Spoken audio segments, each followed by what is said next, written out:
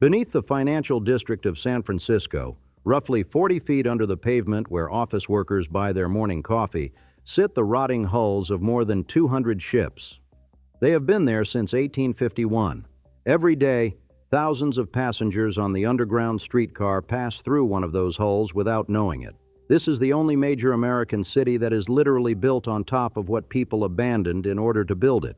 And that turns out to be the story of the place. San Francisco did not grow the way other cities grew. It did not accumulate slowly through farming or trade or the steady work of generations. It erupted. It was conjured almost overnight by the collision of greed, distance, and dumb geological luck. And then it kept erupting, over and over, in cycles of invention and destruction so compressed that a single man's career could contain the rise, the golden age, and the ruin. No American city has been more addicted to the spectacular bet. No American city has paid for it more violently, and no American city has come back again and again with the same reckless confidence that this time the bet would hold. In January of 1847, the settlement on the tip of the peninsula was still called Yerba Buena. It had perhaps 450 people, a few wooden shacks around a cove, some hide traders, and a military post that had been there since the Spanish planted it in 1776. 1 year later, to the day almost, a carpenter named James Marshall found gold nuggets in the mill race at John Sutter's sawmill in the Sierra foothills, about 140 miles to the northeast. Word reached San Francisco that May. By June, the town was nearly empty. Sam Brannan, a shopkeeper and newspaper publisher, walked through the streets waving a vial of gold dust and shouting, and that was the end of the quiet. The crews of ships anchored in the bay deserted. Soldiers left their posts. The two newspapers shut down because nobody was left to read them. The alcalde, the local magistrate, locked up his office and headed for the mines. Then the world arrived. By the autumn of 1849, San Francisco had somewhere around 25,000 people, though no one was counting carefully. By 1852, the population was nearly 35,000. Ships brought prospectors from Chile, Peru, China, Australia, France, Germany, and every state on the eastern seaboard. More than half the population was foreign-born, a proportion that dwarfed every other city in the country. The harbor became a forest of masts. 800 ships by 1851, most of them deserted, their crews gone to the diggings. A man could look east from Portsmouth Square and see nothing but rigging against the sky, a dead fleet rocking gently in the mud of Yerba Buena Cove. The conditions were primitive and deadly. People lived in cellars, in tents of cotton and newspaper, in the holds of beached ships. Malnutrition, scurvy, malaria, and dysentery killed roughly a third of those who died in those early years. In the autumn of 1850, cholera arrived. Health conditions were so dire that the simple act of surviving the first year in San Francisco was a kind of accomplishment. Eggs sold for $1 apiece. A pick and shovel cost more than a month's wages in Boston. A room, if you could call a strip of canvas hung between two posts a room, went for what a decent apartment in New York cost for a year. And here is where something peculiar happened, something that would define the city's relationship to money for the next 60 years. The real fortunes were not made in the mines. The real fortunes were made in San Francisco, by the people who sold things to the miners. Sam Brannan, who had shouted about the gold, did not dig for any of it. He bought up every shovel, pan, and pick in the region before making his announcement, then sold them at enormous markups. He became the richest man in California. Levi Strauss arrived in 1853 with a stock of dry goods and canvas and figured out that miners needed trousers that would not fall apart. Domenico Ghirardelli opened a confectionery. The city understood from the beginning that the business was not extraction. It was proximity to extraction. The people who dug the gold went broke. The people who supplied, financed, entertained, and transported the diggers built dynasties. The lawlessness was commensurate with the money. The Sacramento Union noted that in 6 years there had been some 1,400 murders in San Francisco, and only 3 of the murderers hanged. And one of those was, as the paper put it, a friendless Mexican. Vigilance committees formed in the 1850s, twice, composed of businessmen who decided that if the law would not impose order, they would. They hanged 8 men as an example. The committees were extra-legal, popular, and effective in the way that terrifying things are sometimes effective. They disbanded after making their point, and the city went on doing business. The deserted ships in the harbor became the city's first commercial real estate. The whaling ship Niantic was run aground in 1849 and converted into a warehouse, saloon, and hotel. 3 businesses in a hull. Other ships were deliberately sunk because the law at the time allowed you to claim the land beneath a sunken vessel. You could pay someone to tow your ship into position and scuttle it for you. And when the landfill eventually covered the cove, you owned a piece of prime real estate. Men fought gunfights over these claims. Bucket by bucket, load by load, the shallow water was filled with sand and rubble, and the shoreline moved east, and the city literally manufactured its own ground. Montgomery Street, which is now 7 blocks from the water, was the waterfront in 1849. The entire financial district sits on this artificial land, on top of the ships, on top of the ambition. The city burned, not once but 6 times in 18 months, from December of 1849 to June of 1851. The first fire started on Christmas Eve at Dennison's Exchange, a gambling parlor on Kearny Street opposite Portsmouth Square. It was 6 in the morning, and the parlor was still full. The flames spread east toward Montgomery Street. There was no wind, but the buildings were nothing but shells. Wood frames with ceiling and walls of cotton cloth painted or papered over, and they caught like paper lanterns. More than $1 million in damage. The city rebuilt. By the 26th of December, 2 days later, construction was underway on the same lots. In May of 1850, another fire broke out at the U.S. Exchange.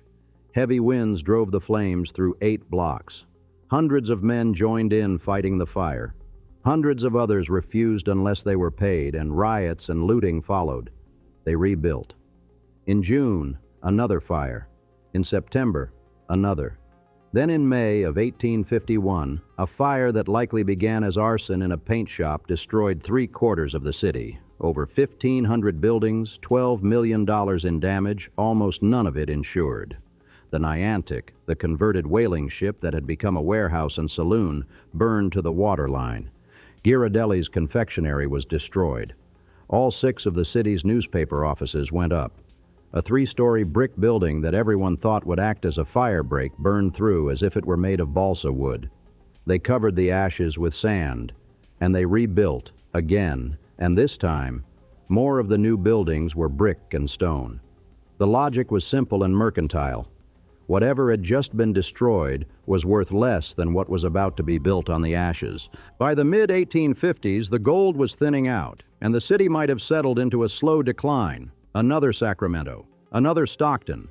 Except that in 1859, across the Sierra in western Nevada, a prospector named Henry Comstock stumbled onto the richest silver deposit in the history of North America, the Comstock Lode. Over the next 2 decades, it would produce more than $300 million in silver and gold, and nearly all of that wealth would flow through San Francisco. Virginia City, Nevada, was where you dug the ore.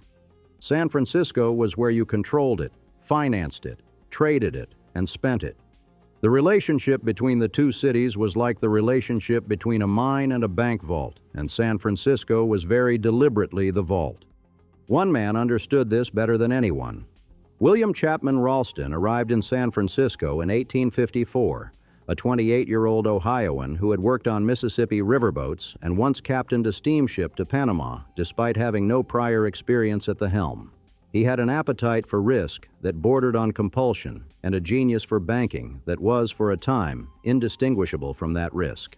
In 1864, he co-founded the Bank of California at the corner of Battery and Washington Streets, capitalized at $2 million in gold coin, with Darius Ogden Mills serving as nominal president while Ralston ran the operation. Then he did something no San Francisco banker had done before. He systematically monopolized every step of the silver supply chain. Through his agent William Sharon, a cold, embittered financier who was also his most dangerous ally, stationed in Virginia City, Ralston acquired mines, lumber companies, mills, water systems, and transportation lines. Their favorite maneuver was to extend a loan to a mine through the Bank of California, then make the repayment terms impossible to meet and foreclose. If you wanted to get silver out of Nevada, you did business with Ralston, or you did not do business at all. The money from the Comstock poured into San Francisco, and Ralston poured it back out. Not just into the obvious investments, but into everything. The Mission Woolen Mills, the Cornell Watch Factory, the Kimball Carriage Factory, the West Coast Furniture Company. He invested in opera houses and theaters, financed the California Theater on Bush Street, and contributed to the creation of Golden Gate Park, which at the time was nothing but sand dunes at the western edge of the city. He extended Montgomery Street south of Market, hoping to shift the center of the city's real estate gravity toward land he owned. He was, by the early 1870s, arguably more responsible than any other single person for the transformation of San Francisco from a gold rush boomtown into a functioning modern city. He was also leveraged to the hilt, and every one of his investments depended on the Comstock continuing to pay. From 1865 to 1875, more money was tied up in Comstock speculation than existed in actual currency on the entire Pacific coast. This was not an exaggeration. This was the financial reality of the city Ralston was building. And then he began to build the Palace Hotel. The Palace was the building that Ralston needed the way some men need a monument. He hired John P. Gaynor, a New York architect, and told him to build the largest, most luxurious hotel in the world. The site was a 2.5-acre lot on Market Street that had once been a sand dune, then a squatter camp, then a church. Ralston bought it for $400,000. The hotel would cost over $5 million. Some accounts say $7 million. It required 24 million bricks. Ralston set up his own brick factory on site to keep pace with demand. The building rose 7 stories with 755 guest rooms, each one 20 feet square with 15-foot ceilings. There was a 7-story glass-roofed atrium, a grand court, large enough that guests could drive their horse-drawn carriages directly inside. Hydraulic elevators, 5 miles of gas pipe.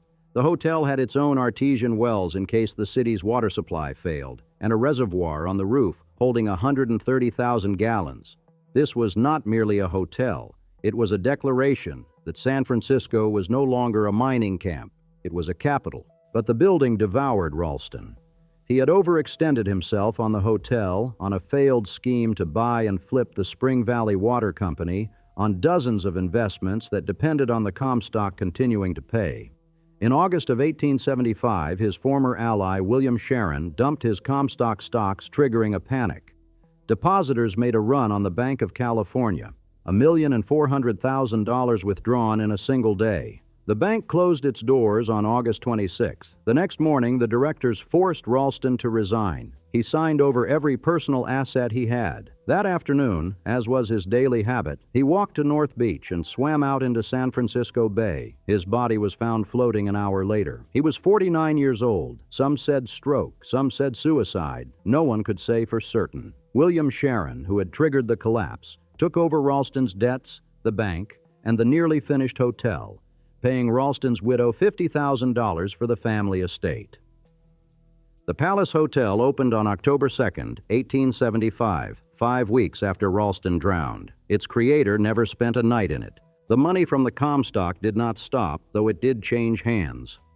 4 Irish Americans, John Mackay, James Fair, James Flood, and William O'Brien, had quietly assembled a competing empire. Mackay and Fair were miners. Flood and O'Brien had started as bartenders running a saloon called the Auction Lunch on Washington Street in the financial district, where they overheard tips from stock traders and began dabbling in mining shares. Flood turned out to have an almost supernatural instinct for the market. In 1872, the 4 partners pooled roughly $100,000 to buy a bundle of waning claims consolidated as the Consolidated Virginia Mining Company. The next year, their miners struck the Big Bonanza, a vertical ore body more than 1,200 feet deep, the richest single discovery in the Comstock. In the first 6 months of 1875, those mines produced $1.5 million a month. By the middle of that year, the speculative value of their 2 mines approached $1 billion. Shares that had sold for $4 or $5 were trading at $710. San Francisco went mad. The mining exchange, founded in 1862 with 40 members who each paid $50 for a seat, had by 1872 expanded to 80 seats worth $43,000 apiece. Montgomery Street became the Wall Street of the West, and by the mid-1870s, trading volumes on the San Francisco Mining Exchange surpassed even those in New York. Everyone speculated: clerks, cooks, shopkeepers, laundresses.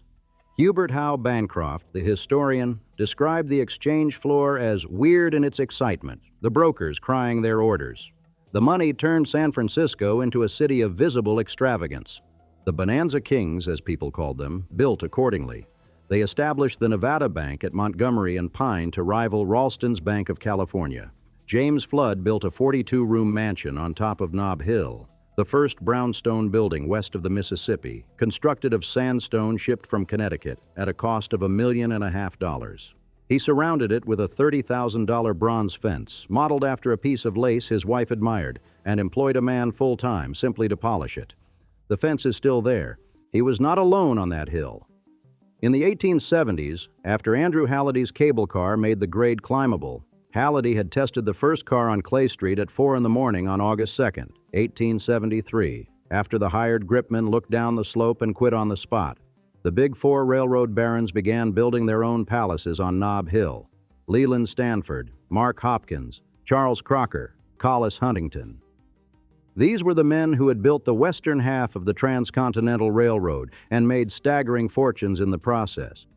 Stanford's mansion had 25 bedrooms, a rotunda with Corinthian columns, and a reception hall that could serve 300. Hopkins's wife, Mary, insisted their house outshine the Stanfords, and it did. It became so ornate that Robert Louis Stevenson called Nob Hill the Hill of Palaces. Crocker's mansion was famous mainly for being aggressively ugly and for the 40-foot-tall spite fence he built around the home of a neighboring undertaker named Nicholas Young, who had refused to sell his house for the $12,000 Crocker offered. Ambrose Bierce wrote that among architectural triumphs of private fortune and personal taste, it is peerless. Below the mansions, the city roared. The Barbary coast, 9 blocks centered on Pacific Street between Montgomery and Stockton, was one of the most notorious vice districts in the world, a concentration of saloons, dance halls, gambling dens, and brothels that had been running continuously since the gold rush. In the 1850s, there was one woman for every 30 men in San Francisco, and the economy of the Barbary coast was calibrated to that ratio. It named itself after the pirate coast of North Africa, and the comparison was not entirely a boast. The habitués were known as rangers, and they lived off robbery, confidence games, and the earnings of the women who worked the cribs and parlor houses. During the first 6 months of 1850 alone, roughly 2,000 women arrived in San Francisco from France, Chile, New Orleans, and New York, most of them destined for Pacific Street. The district was unusual among American vice quarters in that it was not a creation of progressive-era containment policy. It was organic. It preceded the respectable city, and it regarded itself as a founding institution. It would persist in one form or another until 1917, when a combination of earthquake reconstruction, reform movements, and new laws finally pushed the last of the dance halls underground. Between the mansions on the hill and the Barbary coast below, the rest of San Francisco went about the business of becoming a real city. The nation's first Chinatown had established itself in the blocks around Grant Avenue, a dense, self-contained commercial district that served both the Chinese community, which numbered about 12,000 in 1880, roughly 5% of the city, and the curious, who came for the restaurants and stayed for the spectacle. The newspapers, the Chronicle, the Examiner, the Call, the Bulletin, waged circulation wars that were as fierce as anything in New York. The California Theater on Bush Street, financed by Ralston before his death, hosted touring companies and local productions that aspired to Broadway standards. The Cliff House perched dramatically above the Pacific, attracting weekend crowds who came to watch the sea lions on the rocks below. The Mechanics Institute, founded in 1854, maintained one of the best technical libraries in the West.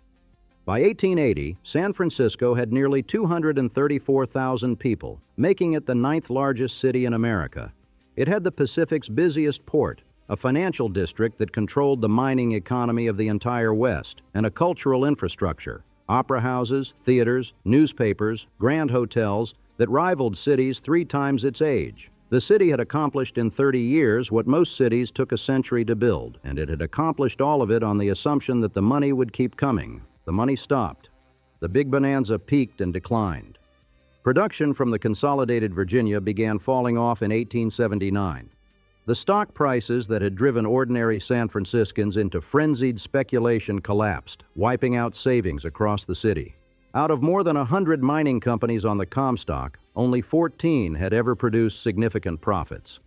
The mining exchange had collected over $92 million in assessments from shareholders, the levies that mining companies imposed when they needed capital, while paying out $147 million in dividends. That sounds profitable until you realize how the distribution worked. A handful of insiders made fortunes, and thousands of small investors lost everything. The stock manipulation was brazen. Insiders would depress a stock by spreading rumors, buy it cheap, then leak news of a strike and sell at the top. The whole system was criticized for what one historian called profit skimming by owners and insiders, and poor accounting, which resulted in losses to common shareholders. The people of San Francisco had learned to speculate the way people in other cities learned to farm. Now they were learning what happens when the vein runs out. The state sank into a depression. The anti-Chinese sentiment that had been simmering for years boiled over into organized violence and exclusionary laws. The Transcontinental Railroad, completed in 1869 by the very men who now lived on Nob Hill, had been supposed to bring prosperity. Instead, it brought cheap Eastern goods that undercut local manufacturers and cheap labor competition that depressed wages. One East Coast observer, Samuel Bowles, wrote that California was struggling into conformity with the modes and morals and money of the nation, which is to say, the boom was over. The people cursed the railroad, they cursed the Bank of California, and they cursed the Chinese, Bowles noted, one and all as parents of their disappointment. The city that had lived on spectacular bets was being forced to live like everywhere else. But it did not live like everywhere else. It rebuilt, again, the way it always rebuilt, on the next bet. The population kept growing. By 1890, it was nearly 300,000. By 1900, it was 343,000, still the largest city on the Pacific coast by a wide margin. Los Angeles had barely 100,000, Seattle and Portland even less. San Francisco had electric streetcars now, replacing many of the cable car lines. It had a new city hall under construction, an enormous Beaux-Arts pile at the Civic Center that was taking forever to finish and costing the taxpayers a fortune. It had the Palace Hotel, still gleaming on Market Street after a quarter century, still the standard against which every hotel west of Chicago was measured. And on Nob Hill, the daughters of James Fair were building the Fairmont Hotel on the lot their father had purchased but never developed before his death in 1894. The Fairmont was designed to be the crowning achievement of Nob Hill hospitality. It was nearly complete by the spring of 1906. On the evening of April 17th, 1906, the Grand Opera House on Mission Street, a building that took up an entire block between 3rd and 4th, the largest theater in the city, was lit brilliantly with the novelty of electric light. And inside, the great Italian tenor, Enrico Caruso, was singing Don Jose and Carmen with the Conread Metropolitan Opera Company on a nationwide tour out of New York. It was his first appearance in San Francisco. The audience, in evening dress, many of them arriving by carriage from Nob Hill and Pacific Heights, gave him an ecstatic ovation. The reviews the next morning would be rapturous, but there would be no morning edition. The performance ended around 10:30, and the finely dressed crowd dispersed into the unseasonably warm night. Ironically, the newspapers that evening had been headlined not with Caruso, but with the recent eruption of Mount Vesuvius, near his hometown of Naples. Caruso went back to his suite on the 5th floor of the Palace Hotel, and they all went to sleep. At 12 minutes past 5 the next morning, a section of the San Andreas Fault just offshore began to rupture. The break propagated for nearly 300 miles, from Shelter Cove in the north to San Juan Bautista in the south. The ground shifted as much as 20 feet along the fault line near Point Reyes. In the city, the shaking lasted about 45 seconds. Caruso, in his suite on the 5th floor of the palace, later described it as feeling like an ocean liner tossed around by heavy seas. He looked out the window and saw buildings collapse, saw people buried under brick walls that tumbled into the streets. City Hall, which had taken 27 years and $6 million to build, crumbled in 28 seconds. Its great dome left standing on bare iron ribs, the walls peeled away like paper. The Grand Opera House, where Caruso had sung 8 hours earlier, lost its roof. The Palace Hotel's magnificent glass ceiling shattered, raining shards into the grand court below. And then the fires started. Severed gas mains ignited in buildings already cracked open by the shaking. Thousands of toppled chimneys had broken through roofs, creating flues for the flames. And the water mains, the critical thing, the thing that turned a bad earthquake into a civilization-ending fire, the water mains were broken. Firefighters connected their hoses to hydrants and got nothing. For 3 days, the city burned. The Army, brought in under martial law by General Frederick Funston, dynamited entire blocks to create fire breaks. But the technique that had worked during the Gold Rush fires backfired catastrophically. The dynamited buildings caught fire too, spreading the conflagration rather than containing it. Some residents were shot by soldiers policing the ruins for looters. By the time the flames died, 4 7/10 square miles of the city had been destroyed. Essentially everything from the waterfront to Van Ness Avenue, 28,000 buildings, between 3,000 and 6,000 dead. The exact number was never settled, in part because the city's leadership deliberately undercounted to protect real estate values. 225,000 people were homeless out of a population of 400,000. Property damage was estimated at $400 million in 1906 currency, $80 million from the earthquake itself, the rest from the fire. One recent estimate puts the equivalent reconstruction cost at $32 billion. Jack London, the writer, who was a San Francisco native, walked through the burning city and wrote a single word of summary: surrender was complete. Caruso was found that morning in a downtown square, collapsed and weeping. He vowed never to return to San Francisco. He never did. On Nob Hill, every mansion of the railroad barons and silver kings was gone. Stanford's 25-bedroom palace, wood, all of it, painted to look like stone, burned to the foundation. Hopkins's, Crocker's, Huntington's, all of them gone. The Fairmont Hotel, which had been completed just 2 days before the earthquake, was gutted before it ever opened. Only one building on the hill survived: the Flood Mansion, the brownstone, the one built of actual Connecticut sandstone rather than wood, pretending to be stone. Its interior was destroyed, but the walls held. That bronze fence, the one modeled on lace, stood untouched. James Flood had been dead since 1889, but his mansion outlived every building that had ever looked down on it. The rebuilding began while the ruins were still smoking.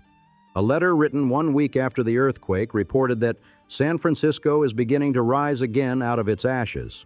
The city had adopted the phoenix as its official symbol in 1900, 6 years before the disaster that made the symbol literal. Donations poured in from across the country, $9 million in relief funds. The Army set up tent camps for the homeless in Golden Gate Park and the Presidio.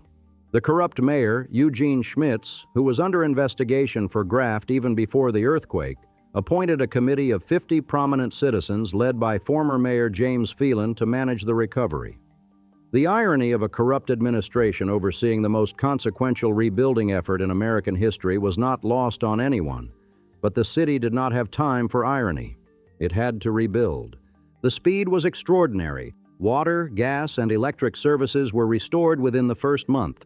Plumbers got the sewers running. The trolley service, the last piece of infrastructure, came back by the end of 1906.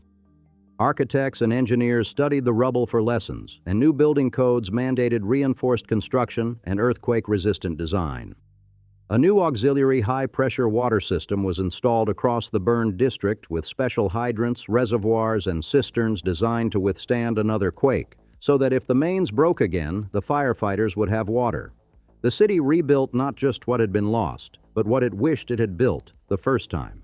By 1909, the Palace Hotel had been rebuilt on the same site, not a replica, but a new building, grander than the original, with the Maxfield Parrish painting of the Pied Piper installed behind the bar for $6,000.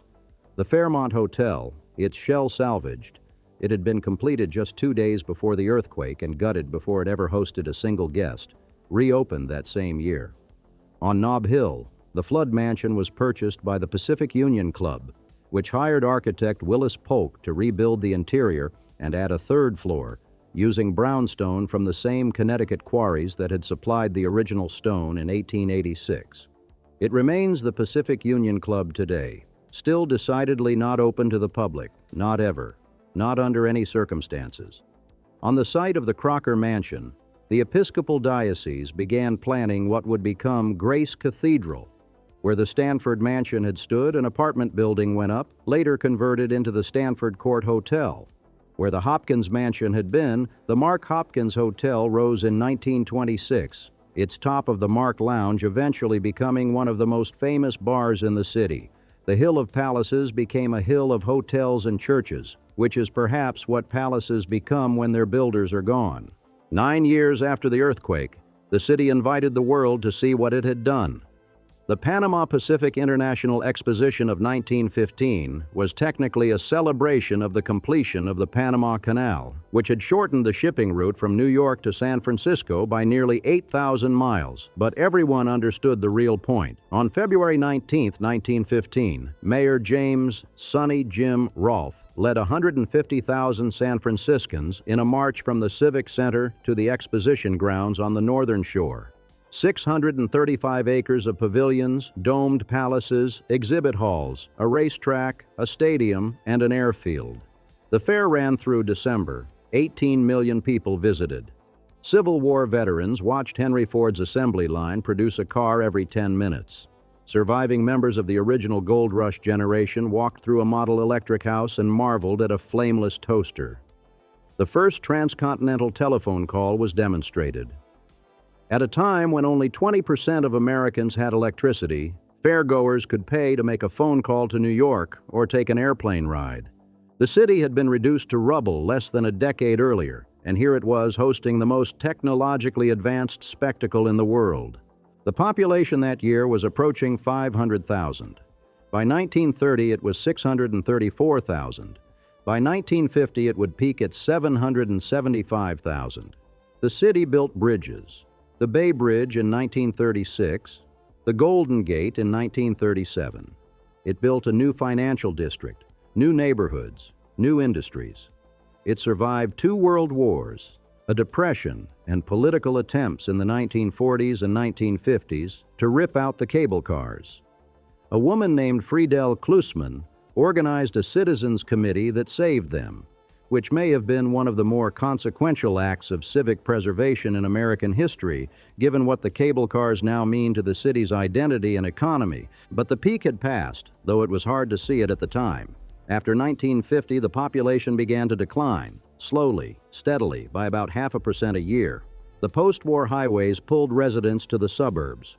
The Embarcadero Freeway, an elevated double-deck highway completed in 1959, cut the city off from its own waterfront, the same waterfront where those gold rush ships had once crowded Yerba Buena Cove. The shipping industry moved to Oakland's container port, which could handle the new standardized cargo containers that San Francisco's older piers could not. Manufacturing dispersed. The economic center of gravity in California shifted south to Los Angeles, which had surpassed San Francisco in population decades earlier and never looked back.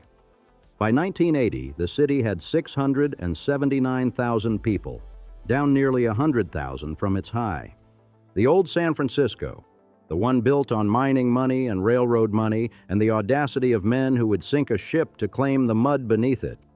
That San Francisco ended not with a disaster, but with a slow, diffuse rearrangement of the economy that no amount of rebuilding could reverse. The Palace Hotel is still at market in New Montgomery, owned now by a corporate chain, its garden court ceiling still gleaming with stained glass, its kitchen still serving green goddess dressing from a recipe the chef invented there in 1923. The Flood Mansion still sits on Nob Hill, its bronze fence green with patina since they stopped paying someone to polish it every day. Grace Cathedral stands where Crocker's Mansion and its spite fence stood. The Mark Hopkins Hotel stands where Hopkins' castle of gingerbread grandeur once rose. The Fairmont stands where James Fair's daughters built it. the building that was gutted before it ever opened, and opened anyway.